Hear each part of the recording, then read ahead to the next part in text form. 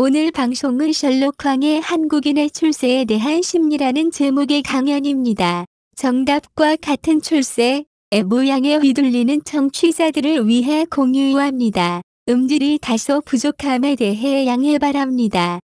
출세하면 사실은 상당히 낯설게 들릴 수도 있을 겁니다.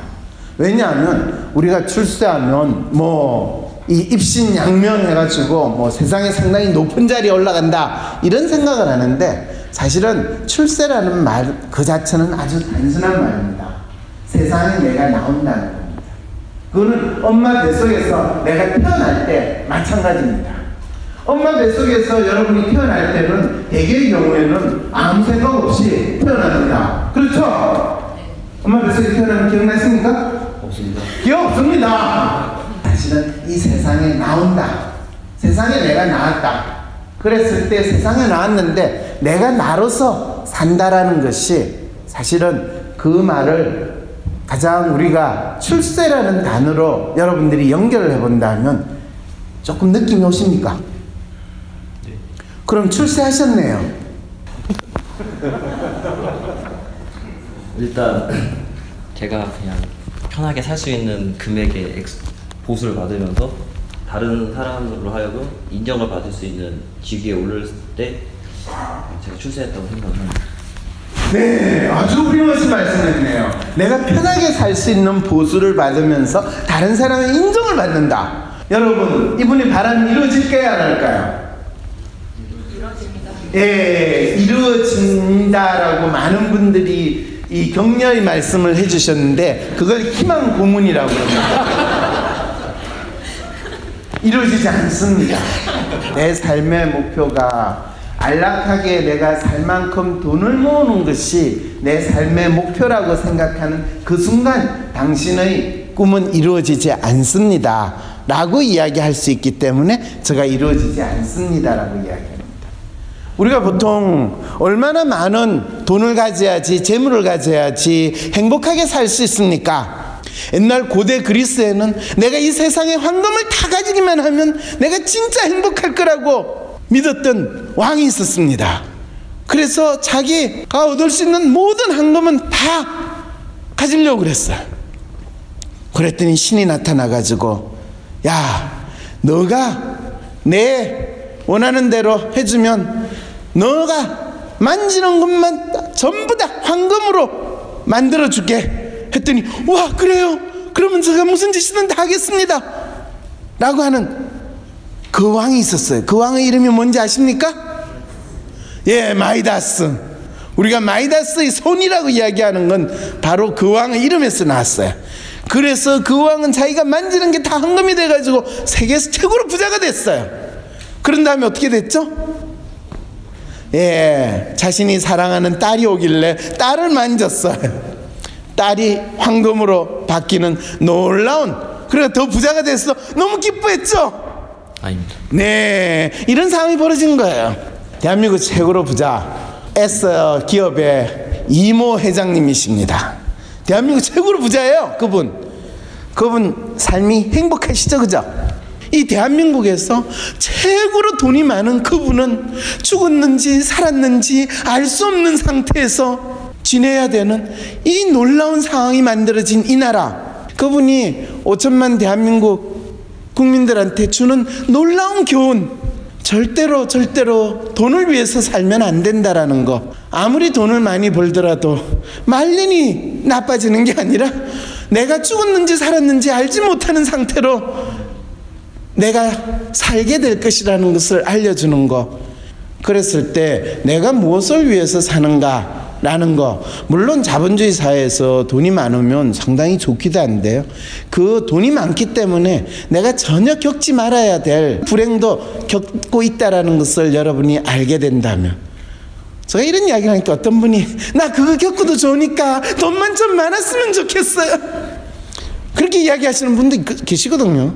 자, 그렇게 이야기했을 때 이제 대부분의 분들이 내가 이 세상을 나갈 때 이 세상에 넣으면서 뭘 할 거냐, 또 어떻게 살 거냐, 이것이 한국인의 심리 코드에서 가장 중요한 문제가 됩니다.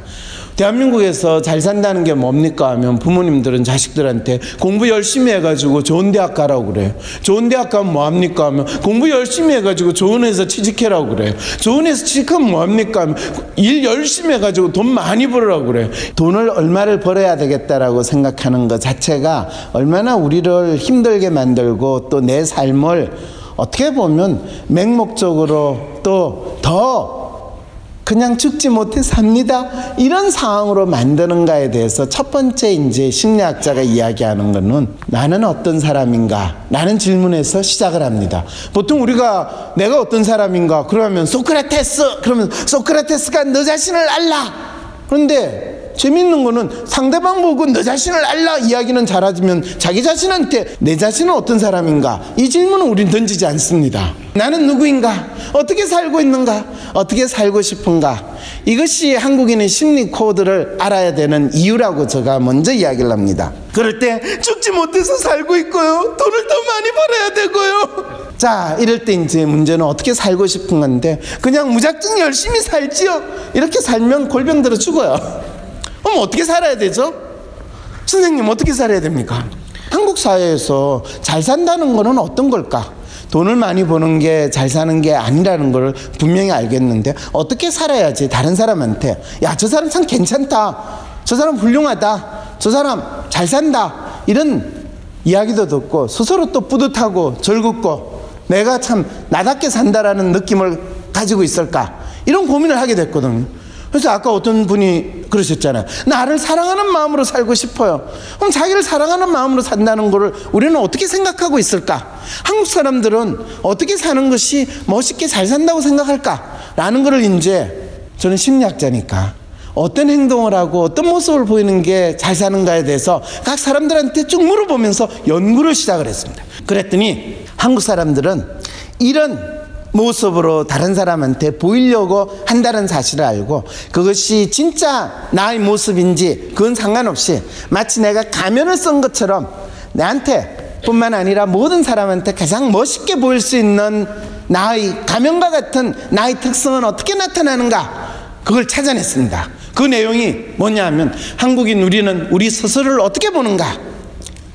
사람들과 이야기하는 것을 즐긴다. 잘 웃으며 대체로 믿음직하다. 다른 사람을 도울 때 보람을 느낀다. 사려가 깊고 거의 모든 이들에게 친절하다. 자신이 맡은 일을 철저하게 수행한다. 이따금 게으르기도 하다. 다른 사람의 감정에 잘 공감하는 편이다. 남의 작은 선물이나 호의에 쉽게 감동한다. 남들이 보지 못하는 사물의 다른 면을 보려고 한다.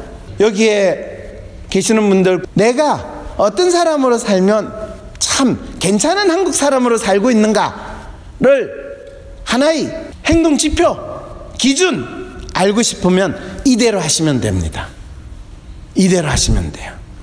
선생님은 저대로 사시고 계시죠? 노력하고 있습니다. 노력하고 계세요?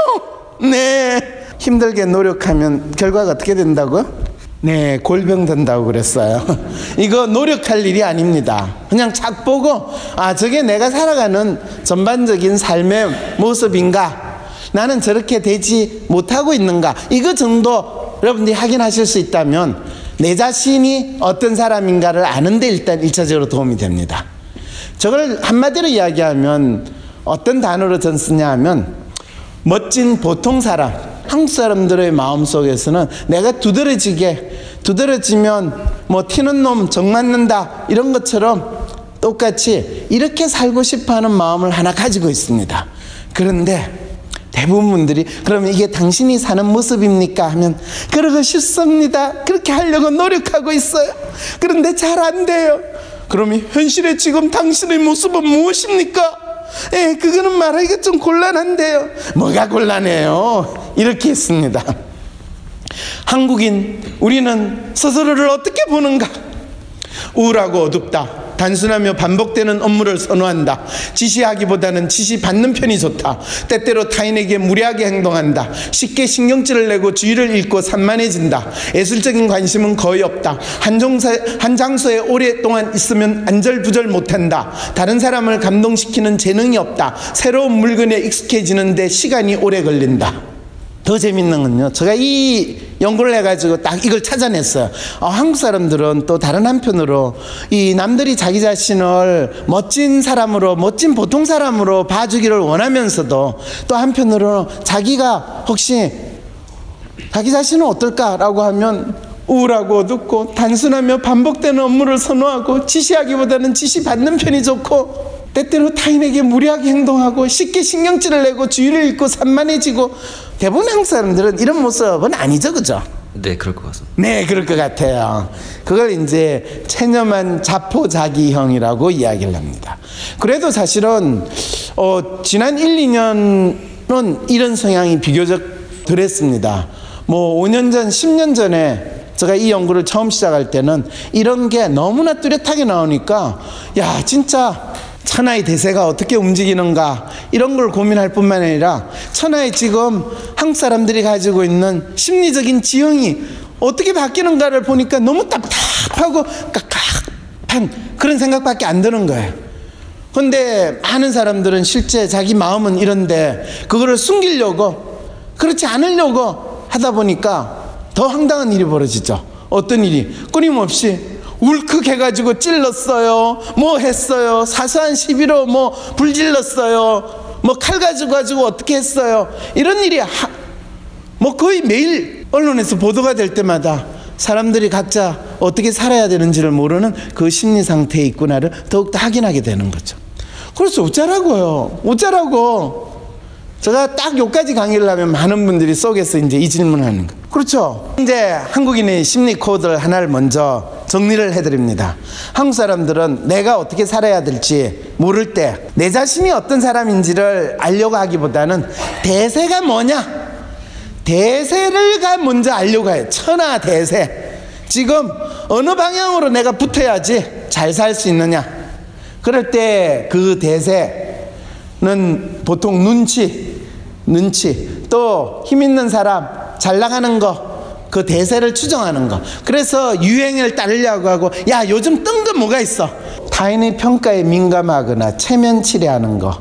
그러면서 한편으로 개성을 살려야 된다, 자기 색깔을 가져야 된다, 자기 정체성을 파악해야 된다, 이런 이야기는 실제로 멋진 보통 사람이 되기 위해서는 필요하지만은 자기가 체념한 자포형의 상황으로 살 때는 거의 습관적으로 또 거의 자동적으로 이루어지는 행동은 눈치를 보고 대세를 따르고 다른 사람이 나를 어떻게 보는가를 민감하게 반응하고 또 체면치레하려고 하고, 그래서 문제가 있으면 우리 조직이 문제예요. 뭐 어쩔 수 없죠, 뭐 한국이니까 그렇죠. 이민 갈까요? 뭐 이런 생각을 하게 되는 것이 한국 사람들의 심리 코드로 작동을 하고 있다라는 걸 알게 됐을 때, 야, 이거 진짜 심각하다, 이럴 때 어떻게 해야 되나 라는 문제를 제가 동시에 가지게 됩니다. 그랬을 때 많은 분들이 뭐니 해도 머니가 최고예요 라고 이야기하는데, 정작 대한민국에서 최고의 돈을 많이 가진 사람은 최고로 불행한 삶을 산다는 거는 보려고조차 하지 않고 그냥 내한테 돈이 조금만 더 많았으면, 더 많은 돈이 있는 그날까지 나는 무조건 앞만 보고 달려갈래요, 이렇게 이야기하는 거는 완전한 개경주할 때 내 앞에 있는 먹을 거를 향해 가지고 열심히 쫓아가는 그 도구꼴로 하면서 살고 있다는 거 아세요? 라는 상황에 처하게 되는 거죠. 아니, 그러면 내가 지금 도구라는 말이에요? 그건 너무하잖아요. 그랬을 때 그게 아니고요.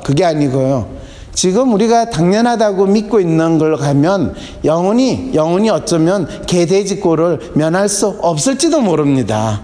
자, 그랬을 때 실제로 돈이 내가 어떤 사람인가를, 내가 멋진 사람이고 내가 소중한 사람이라는 것을 드러내지 않습니다.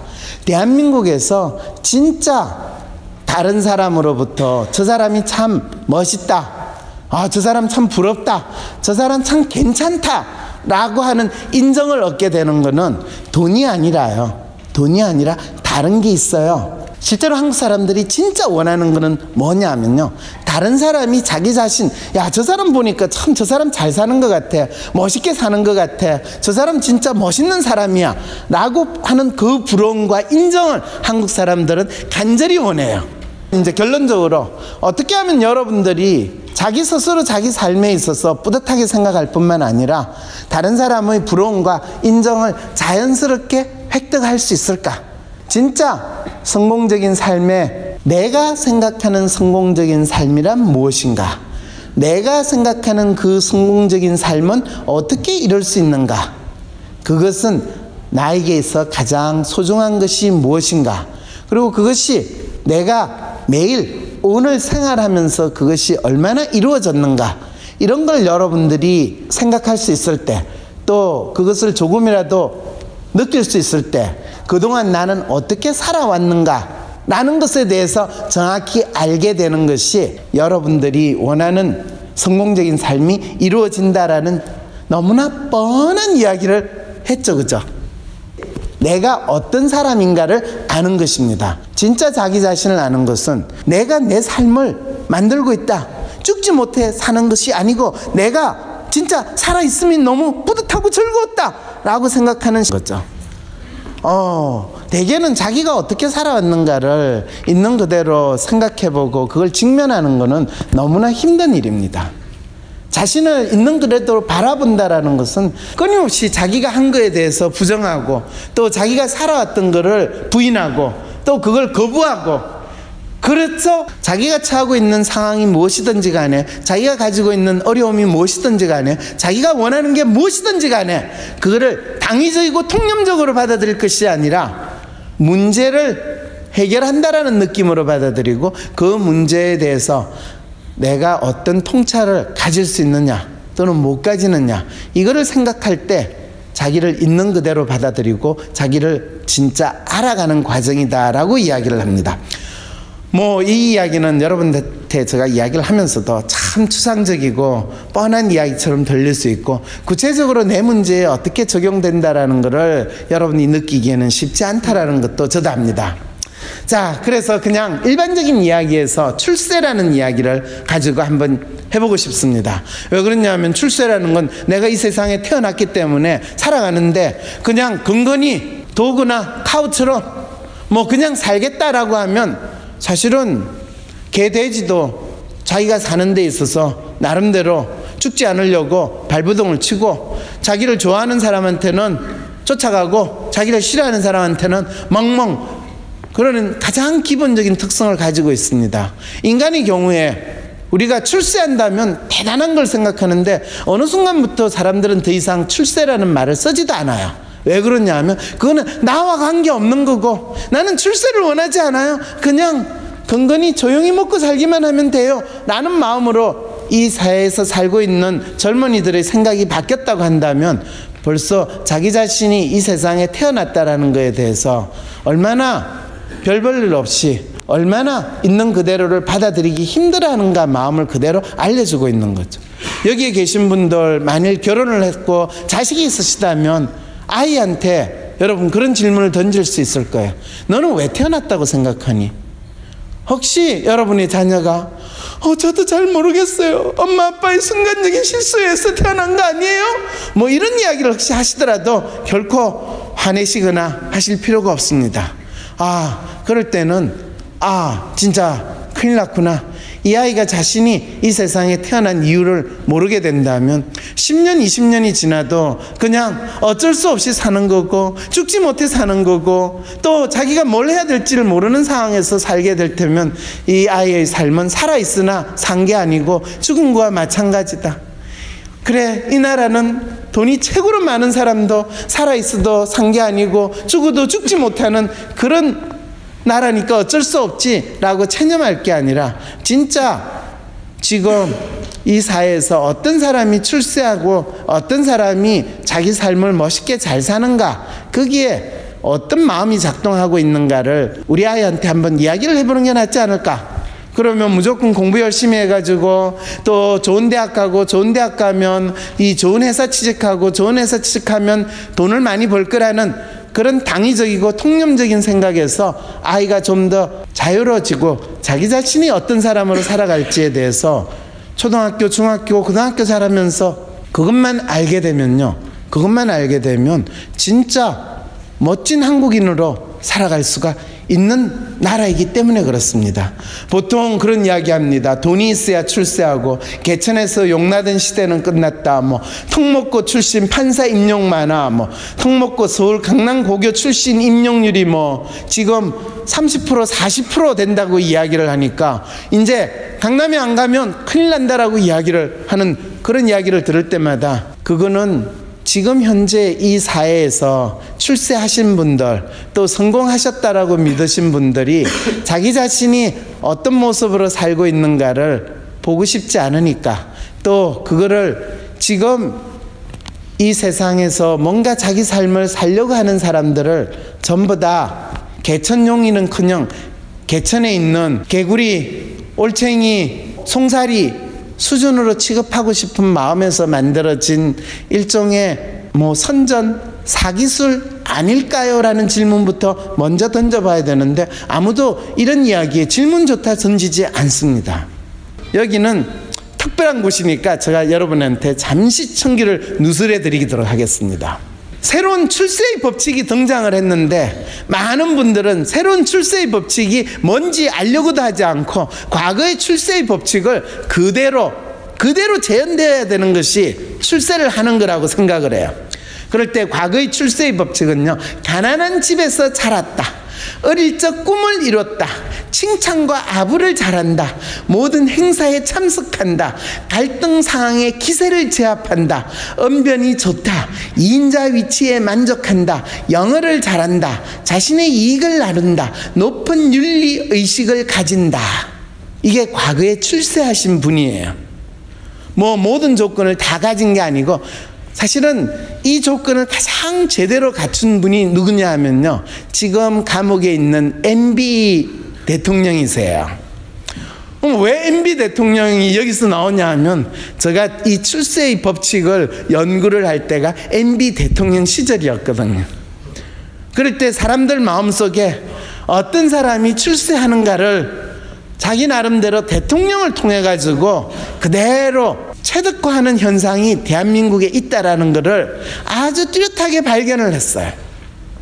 노무현 대통령 다음에 MB 대통령이 있고, MB 대통령 다음에 박근혜 대통령이 있고, 박근혜 대통령 다음에 지금 문재인 대통령이 있는 이 과정을 지나면서 대한민국 사람들의 심리가 어떻게 바뀌게 되고 그 심리에 따라서 어떤 사람을 대통령으로 선출하게 되고 또 그 대통령은 어떻게 국민들 마음속에 자리를 잡게 될 때 거기에 따라서 민심은 천심이다와 마찬가지로 국민들이 예상하는 그 지도자의 모습이 나타나는가를 연구를 할 때 놀랍게도 저 특성을 쭉 발견을 하니까 와, MB 대통령이 딱 한번 적용을 해봤어요. 가난한 집에서 자랐어요.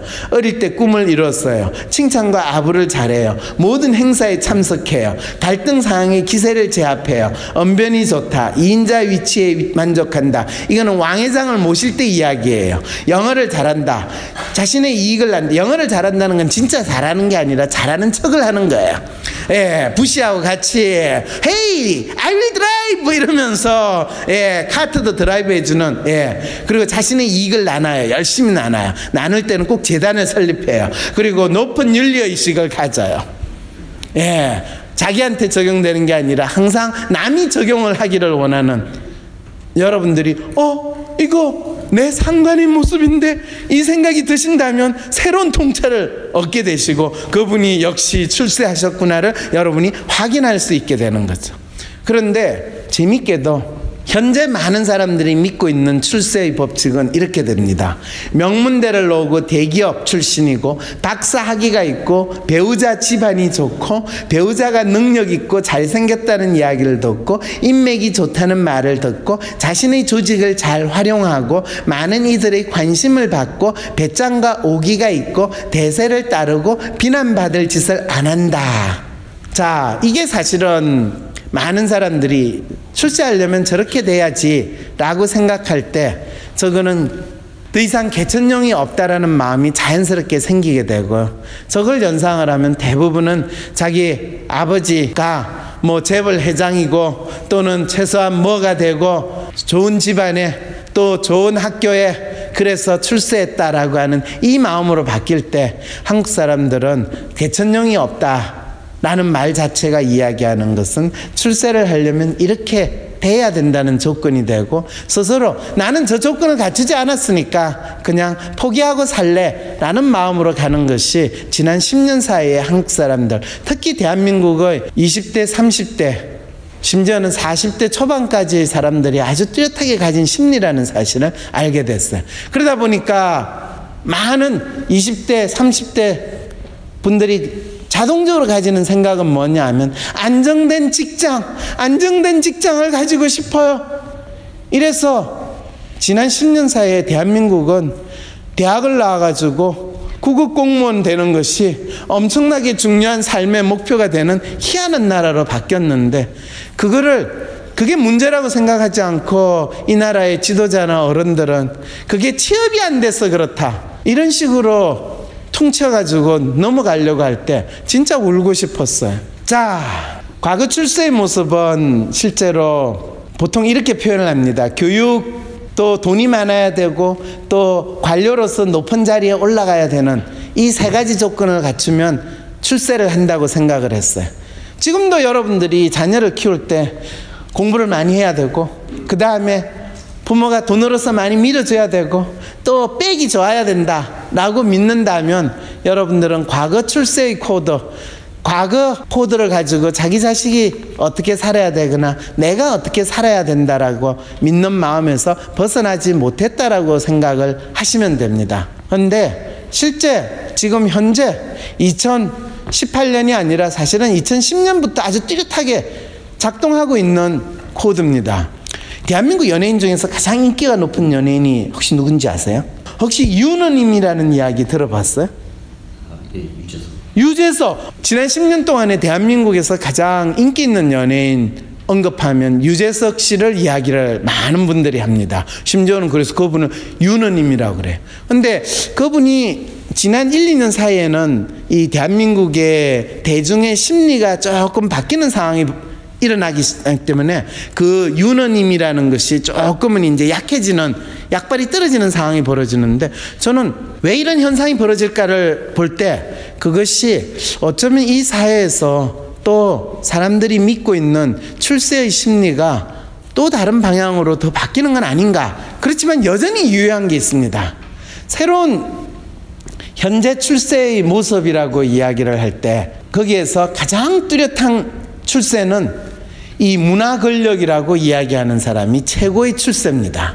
여기에서 이제 여러분 머릿속에 아니 저 사람들보다 더 인기가 있는 사람이 있는데, 뭐 요즘에 BTS 세계적으로 BTS가 몇 주 전에 청와대에서 훈장을 받는 일이 벌어졌어요.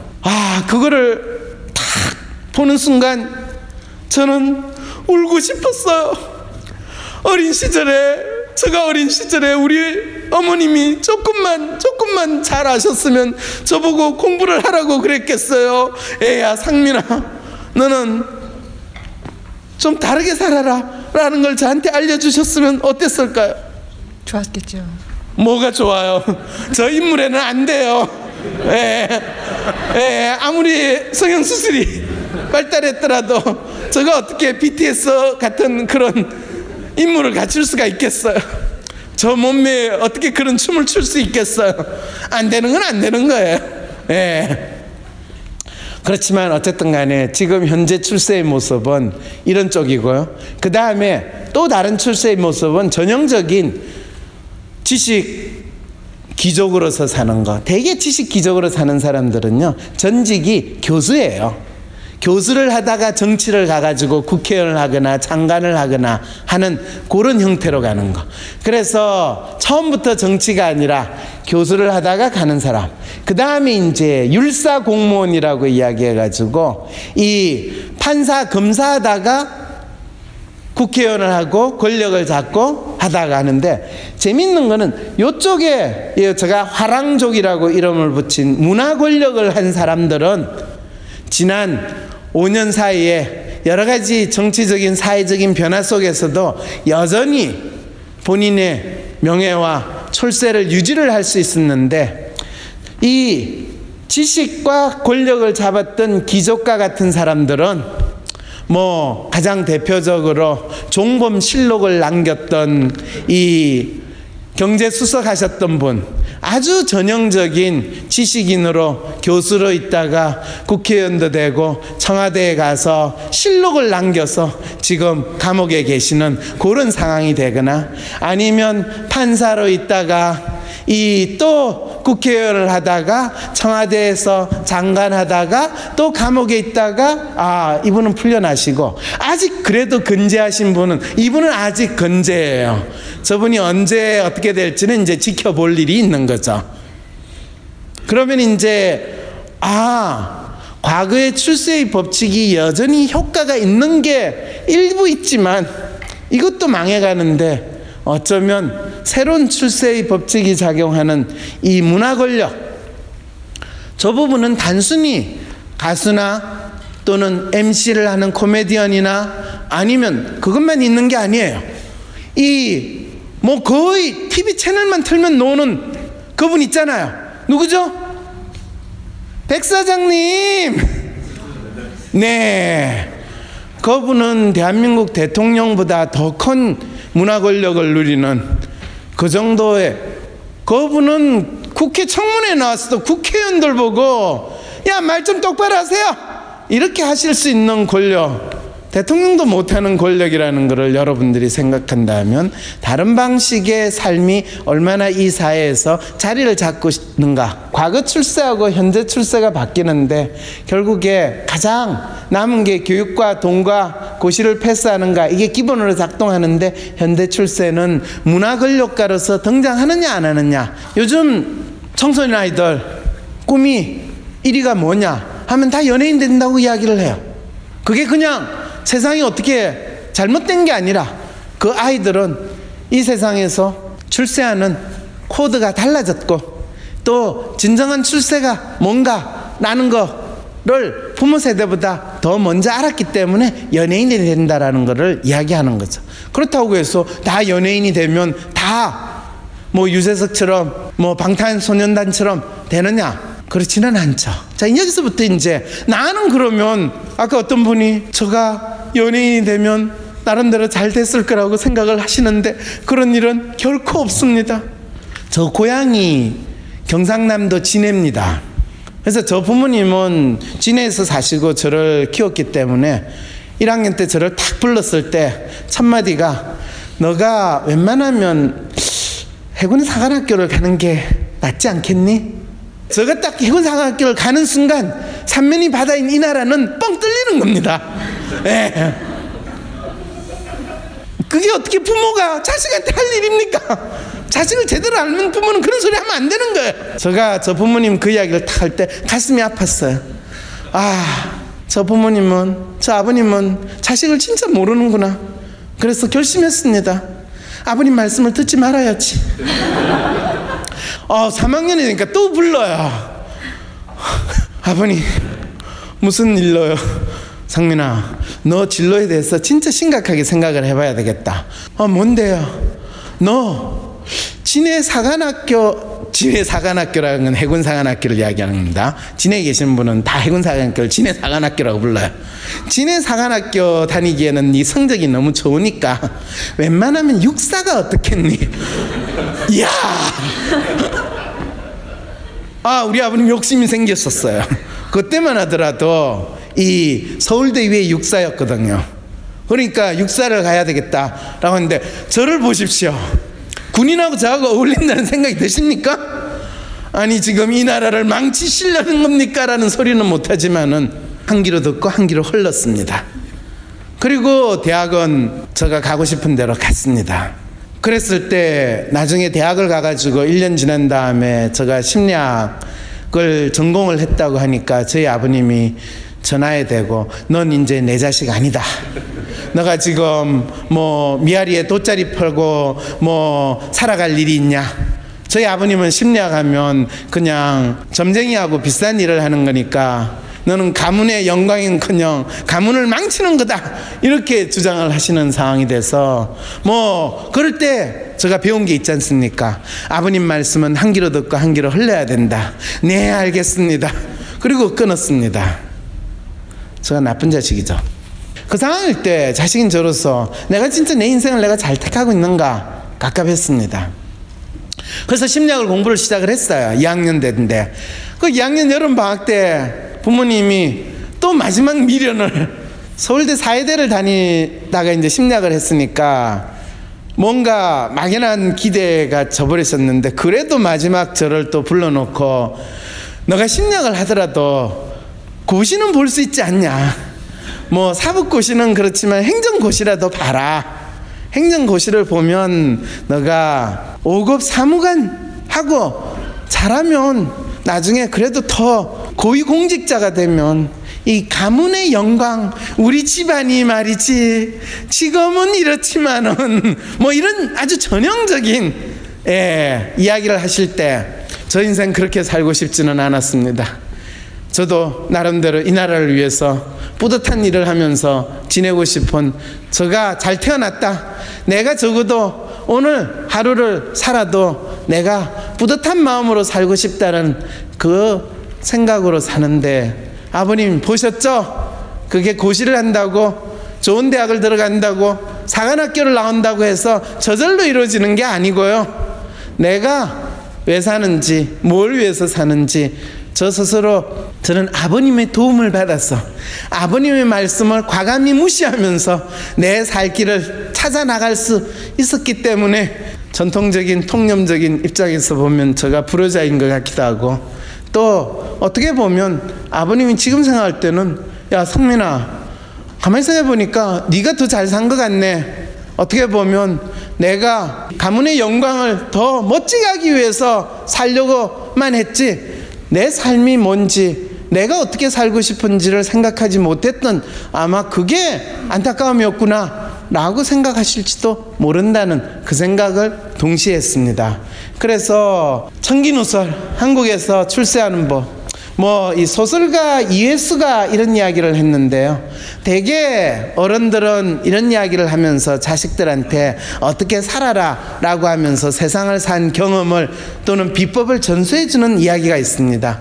용의 꼬리가 나은가요? 뱀의 머리가 나은가요? 어떻게 살아야 되죠? 뱀의 머리가 나였습니다. 뱀의 머리가 낫다고 그러죠. 예, 뱀의 머리가 낫다. 그래도 내가 좀 리더로 살아야 되지 않는가 라는 마음을 가지신 분 저렇게 이야기하고요, 야 그래도 뱀머리가 뭐야, 용꼬리가 낫지. 용인데 그래도 용꼬리는 하늘을 날잖아, 뱀머리는 늘 땅 박박 끼워야 되잖아.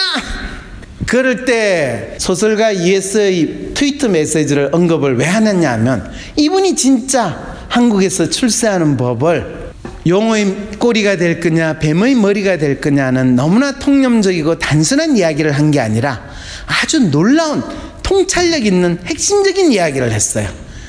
일단 뱀으로 살다가 나중에 용으로 성천하면 어떨까요? 라고 이야기를 한 거죠. 왜냐하면 내가 용이 되기 전까지는 이무기로 살든지 뱀이 되든지 송사리가 되든지 그거는 중요하지 않은 거예요. 한국 사회에서 출세의 비법은 현재 남들이 나를 뱀으로 보든 이무기로 보든 또는 송사리로 보든 깨구리로 보든 올챙이로 보든 그건 중요하지 않다. 내가 용이 될 거를 꿈꾸고 어느 순간이 용이 되는 것이 올 것이라고 믿고 살면 개천용이 사라지지 않고 출세는 뱀에서 용되기를 포기하지 않는 자들의 몫이라는 겁니다. 이게 실제로 이 사회에서 여러분들이 지금 여러분들의 계급이 무엇이든 또 여러분들이 하는 일이 무엇이든지 간에 내가 진짜 막연히 언젠가 돈을 많이 벌겠지, 언젠가 잘 되겠지 하는 상황에서는 결코 자기가 원하는 그 언젠가는 오지 않습니다. 자, 그러면 본인이 얼마를 벌어야지 본인이 하고 싶은 걸 할 수 있을까요? 300은 바로 지금 벌고 있는 거라고 생각하시면 됩니다. 그 말은 내가 하고 싶은 건 지금 이날 언제든지 할 수 있지, 그거는 나가 만들어가는 나 자신이 아니에요. 자, 그랬을 때 나는 과연 무엇을 위해서 또 어떻게 살고 있는가를 다시 여러분들이 살펴보실 수 있다면 한국 사회에서 꼭 출세라는 거창한 용어가 아니라 나의 삶을 만들어가고 나 자신이 어떤 사람인가에 대해서 뿌듯하고 진짜 멋진 사람으로 살 수 있는 여러분 나름대로의 비법을 찾을 수 있으실 겁니다. 네, 오늘 경청해 주셔서 감사합니다.